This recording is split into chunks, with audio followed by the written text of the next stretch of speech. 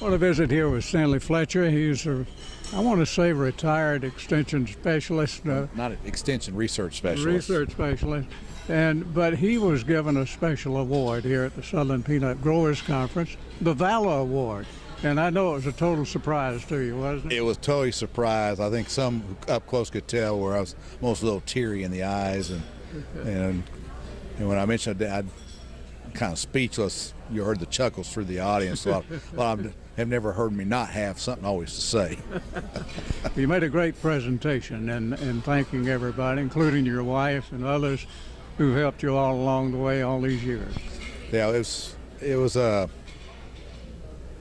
how the events fell in place. Doing this, for as many years I have, you need to have a strong wife behind you. To kind of keep you honest, all times, as well as be encouragement when things look, when you kind of feel down. Yeah.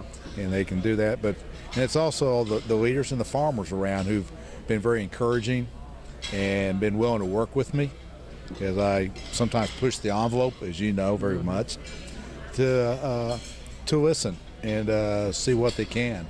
And so I know sometimes, I'm not a yes person, and that's it's the different ones who stepped in, and I can't, the farmers, the Georgia Peanut Commission, the various other peanut organizations, all been very much, and certain individuals I mentioned, like it was 1990 when Mr. A.J. Singletary was around, gave me a call, wanted to know if I could work on the 1990 Farm Bill and pull some stuff, and he says, well, why don't you use these other type numbers, I didn't know Mr. Singletary then, it was a person that was, out in the state with the Southeast, I think, Chamber of Commerce did it, and when I told others, said nobody ever says no, and I guess that's where my reputation got, that I don't have problems saying no if I don't think it's right. I know, and a lot of growers don't know this, but you've been pulling numbers for the Farm Bill, all the Farm Bills, for a long time. Yeah. And had it not been for that, the ammunition they needed to take to Washington wouldn't have been there.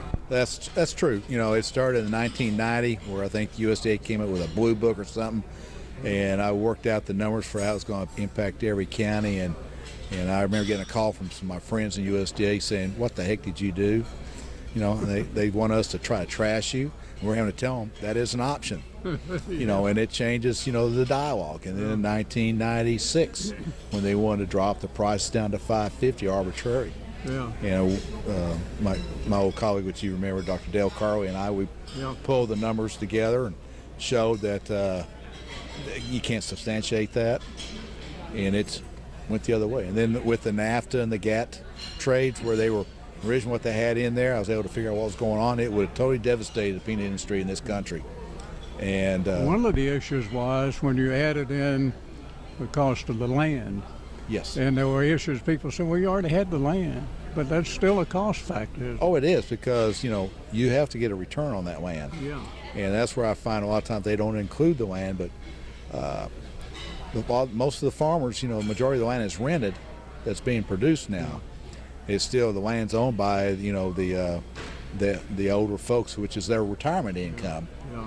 And so you have to be able to cover that rent to make it. And so pull those numbers, it changed it 2002 with the numbers, and then 2008, 2002 when they were trying to say, oh, we're going to make the change, but you don't need to have one payment, limit, where you combine cotton, peanuts, and all the others together. And I worked out behind the scenes that even the peanut leadership didn't know about it, and I gave them a document, and they about fell out of their chairs and say, can we send this up to D.C. because this will help us, and it's what led to getting a separate payment limit for peanuts. You're going to be pulling numbers on the 18 Farm Bill? 18 to 2020, whenever that thing comes. 2018. I know that's what they say. It's going to be 2018. Yeah, it'll probably be 2020. It's like it was supposed to be in the 2012 Farm Bill. It ended up being the 2014 Farm Bill. So up there in D.C., you never know. Let's put it this way, you're going to pull numbers for the next Farm Bill? Yeah, I've already been doing that, already pulling stuff together, trying to see how pieces work together, and also with my 22 representative farms, just see, because it represents the country, the peanut sector, and try to pull that and start providing the information, and we'll see what happens. Well, you've done a great job, and no wonder you got the Valor Award, and I want to congratulate you on that. Well, thank you, Jimmy.